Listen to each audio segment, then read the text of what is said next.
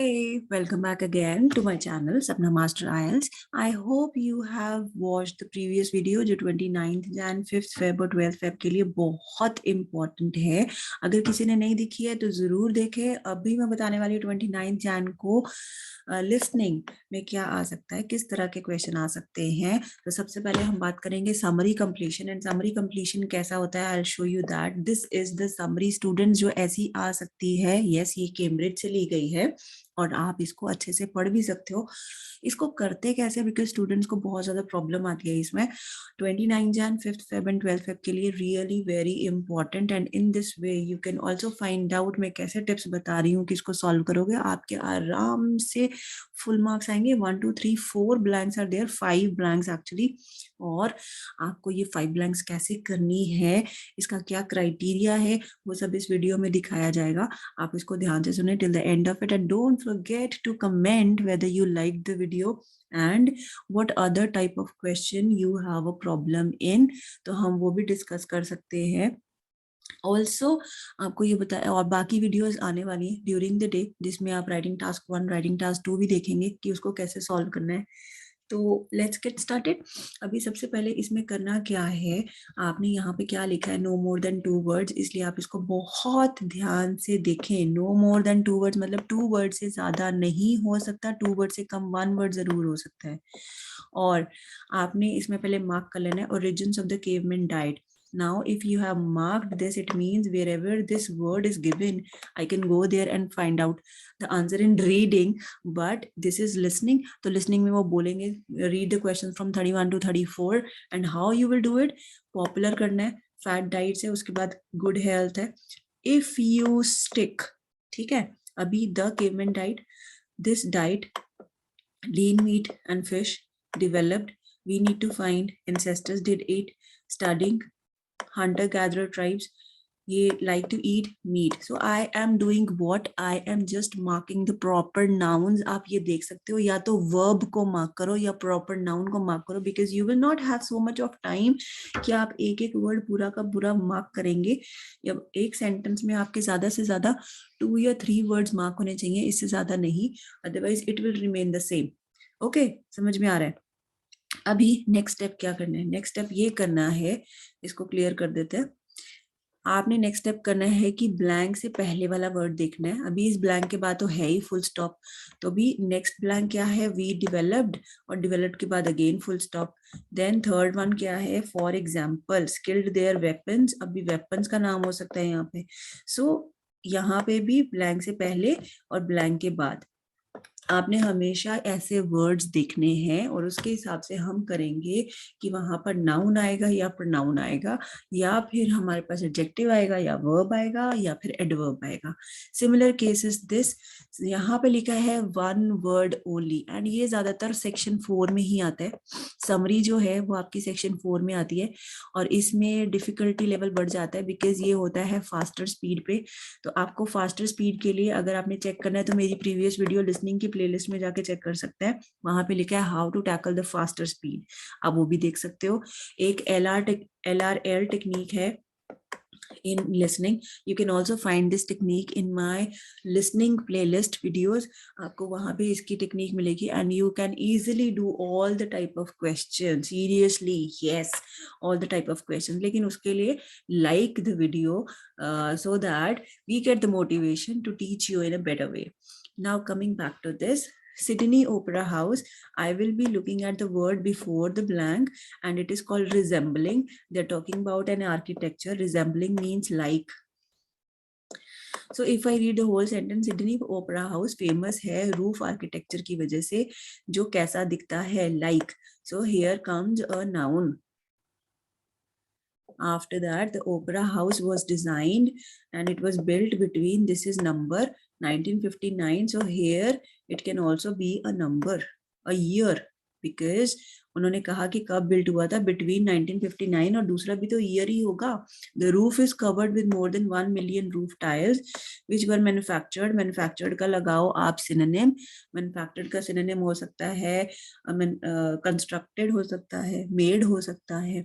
So 1 million roof tiles manufactured in होता है या किसके आगे लगता है, या तो longer period के लिए, जैसे समर विंटर मंथ हो गया, जो लॉन्गर पीरियड है उसके लिए, या फिर प्लेसेस के लिए। अभी प्लेसेस जिस कहाँ पर, सिटीज कंट्रीज उसके लिए, ठीक है। तो यहाँ पे नंबर ऑफ ईयर तो आ गया, तो ये पीरियड तो मेरे ख्याल से खत्म हो गया। तो आई कैन गेस कि यहाँ पे they can talk about the country और द रीजन और द सिटी, कि ये कहाँ पे बना था।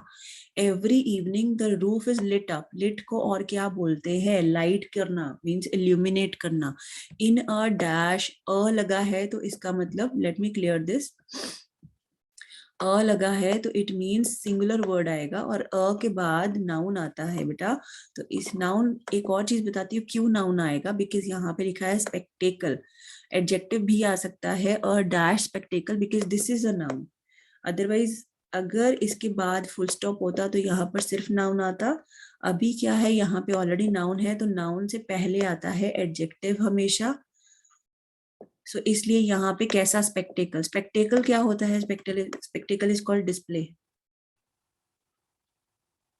सो it is so simple to understand now. So यहाँ पे कैसा स्पेक्टेकल है, उस वर्ड को हमने ढूंढना है, और कैसा डिस्प्ले है, कैसा व्यू है, कैसा प्रोस्पेक्टिव है, आप ये चेक करेंगे। And in that way you can write the answer very quickly. In the same case the last one is the opera house has a variety of performance halls. Spaces है वहां पे, more than dash shows, कितने shows, right. तो shows is a noun, so here could be a number, यहाँ पे number आ सकता है। One show, two shows, one तो नहीं आएगा ऑब्वियसली, शोज लिखा है, प्लूरल लिखा है, a stage there every week. So I need not read the next sentence, क्योंकि मेरा यहीं पे काम खत्म हो गया। And you can find the answer in a very quick manner. If I show you इसको करना कैसे है, I will show you the tape script of it and you will come to know.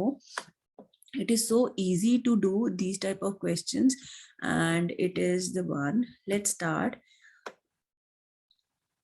Here is the tape script with me.